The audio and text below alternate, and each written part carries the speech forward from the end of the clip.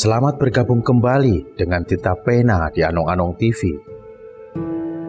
Di edisi kali ini, Tinta Pena akan mengisahkan tentang seorang pemuda bernama Sutajaya dan hubungannya dengan keris setan kober dan keris naga runting.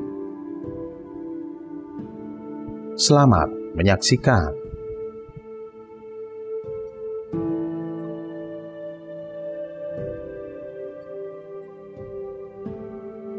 Dikisahkan, seorang pemuda asal Pekandangan Indramayu bernama Sutajaya merantau ke Cirebon. Di Cirebon, ia melamar menjadi prajurit kesultanan. Secara kebetulan, waktu itu Cirebon sedang membutuhkan prajurit jaga yang tugasnya secara khusus hanya menjaga gedung Siraradeno atau gedung penyimpanan senjata kerajaan. Pada suatu hari, ketika melakukan tugas penjagaan, Sutajaya merasakan kantuk yang dahsyat, sehingga ia tertidur lelap di depan pintu gerbang gedung Siraradeno. Di pagi harinya, prajurit yang lain mengangkat Sutajaya untuk dikuburkan, tapi Sutajaya malah kaget dan memberontak. Seluruh prajurit heran. Mereka bertanya-tanya dalam benak hatinya, kenapa Sutajaya masih hidup? Sebab biasanya prajurit yang ketiduran ketika menjaga gedung Siraradeno akan mati. Karena dalam gedung tersebut terdapat keris naga runting yang dipercaya menghisap darah siapapun yang tertidur dalam penjagaan. Dianggap sakti, pemimpin prajurit jaga melaporkan kejadian tersebut kepada Sultan. Sutajaya kemudian dipanggil dan dihadapkan pada Sultan. Setelah diperiksa dan dimintai keterangan, ternyata didapat kesimpulan bahwa sebab-sebab Sutajaya masih hidup meskipun tertidur ketika menjaga gedung Siraradeno adalah karena dalam pinggangnya terselip keris Kiai Setan Kober. Keris tersebut adalah warisan dari bapaknya Ki Jebuk Angrum, seorang Majapahit yang dahulu bertugas di Bandar Cimanuk, Indramayu. Keris Setan Kober mampu menjadi penangkal keganasan keris naga runting yang haus akan darah manusia. Selanjutnya, setelah peristiwa tersebut, Sutajaya dinaikkan pangkatnya menjadi prajurit tingkat atas. Sutajaya kemudian juga dilibatkan dalam berbagai kegiatan kemiliteran di Cirebon, termasuk di dalamnya terlibat dalam Perang Galuh. Atas jasa-jasa Sutajaya yang turut andil dalam memajukan Cirebon, serta turut andil pula dalam kemenangan Perang Galuh, maka Kesultanan Cirebon mengangkatnya menjadi Pinangeran atau Menteri, serta menganugerahinya sebuah tanah di timur Cirebon. Kelak, tanah tersebut dijadikan olehnya sebuah pedukuhan atau desa yang diberi nama Gebang. Ketika menjadi penguasa Gebang, Sutajaya dikenal dengan nama Arya Gebang. Kisah mengenai Sutajaya Pinangeran asal Indramayu yang memiliki keris sakti bernama Kober itu dapat ditemui dalam kisah dan legenda rakyat Indramayu. Biasanya, legenda dan kisah Sutajaya ini juga dimainkan dalam kesenian sandiwara di Indramayu.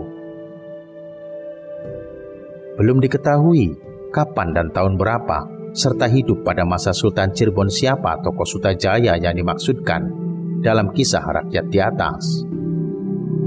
Mengingat tokoh yang bernama Sutajaya di Cirebon ini banyak sekali, tidak hanya satu.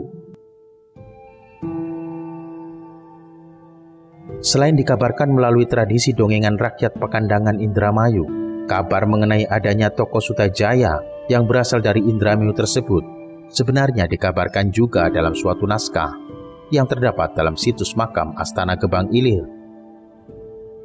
Adapun bunyi naskah dari situs tersebut, jika diterjemahkan adalah sebagai berikut. Ketika itu, Adipati Anom Suteja Keling dari Indramayu mencari keris kober yang hilang. Ia bertemu dengan seorang gadis putri, Siti Matangaji, yang di kemudian hari menjadi istrinya. Ayah dari Siti Matangaji memberikan sebuah keris yang ternyata adalah keris kober yang hilang itu. Ia juga memberikan emas untuk bekal hidup berdua. Sejak itulah Adipati Anom Sutajaya Keling berganti nama menjadi Adipati Anom Sutajaya Emas.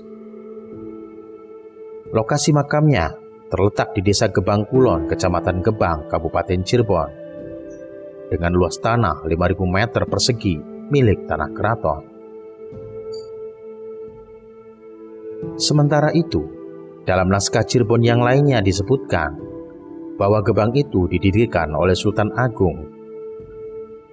Sementara itu, dalam naskah Cirebon yang lainnya disebutkan bahwa Gebang itu didirikan oleh Suta Agung yang bergelar Pangeran Gebang, tapi bukan anak Ki Jebuk Angrum, melainkan anak dari Pangeran Charbon bin Pangeran Pasarean dari istri selirnya. Suta Agung dikisahkan semenjak kecil diasuh oleh Ki Gede Wana Haji. Setelah dewasa, kemudian diserahi tanah Gebang. Info mengenai Suta Agung ini dapat ditemui dalam naskah Mertasinga. Untuk memahami asal-usul Sutajaya atau Suta Agung sebagaimana yang terdapat dalam naskah Mertasinga, silakan seruput terlebih dahulu kopi Anda, lalu tekan tombol subscribe, like, dan share.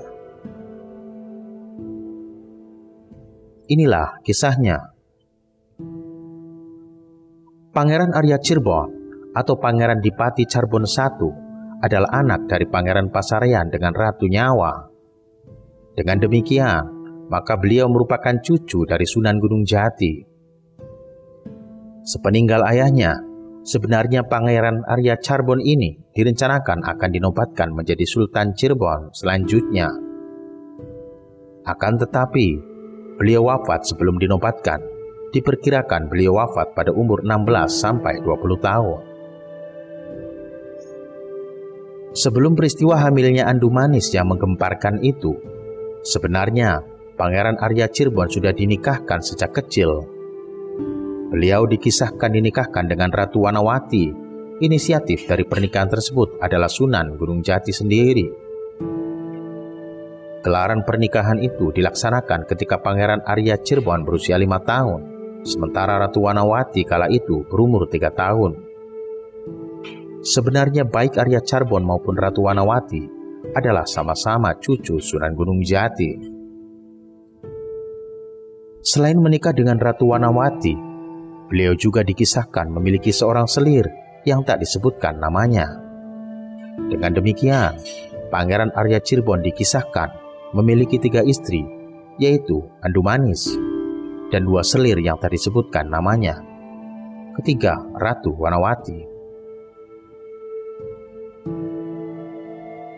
Baik dengan Andu Manis maupun dengan selir yang tak disebutkan namanya itu, beliau memiliki keturunan. Hanya saja, anak Andu Manis tidak disebutkan namanya. Sementara buah perkawinannya dengan selir misterius itu dikisahkan melahirkan seorang anak laki-laki yang diberi nama Suta Agung Wirasuta. Suta Agung ini kemudian diasuh oleh Gedeng Wanu Haji dan kelak ketika besar menjadi penguasa di Gebang. Sementara itu, buah dari perkawinan Pangeran Arya Charbon dengan permaisurinya Ratu Wanawati menghasilkan seorang anak yang kelak diberi nama Pangeran Agung. Selama hidupnya, Pangeran Arya Charbon tidak pernah melihat Pangeran Agung, mengingat beliau wafat saat Ratu Wanawati masih dalam keadaan mengandung. Wafatnya Pangeran Arya Charbon kemudian semakin memperpanjang masa penantian Raja baru di Cirebon. Pada saat wafat, beliau dimakamkan di Kemuning. Oleh karena itu, selain dikenal dengan nama Pangeran Arya Charbon, beliau juga dikenal dengan nama Pangeran Seda Kemuning, yang bermaksud pangeran yang wafat dikebumikan di Kemuning. Demikian kisah Sutajaya dan keris setan Kober melawan keris naga runting. Sampai jumpa di edisi selanjutnya. Salam Meduluran.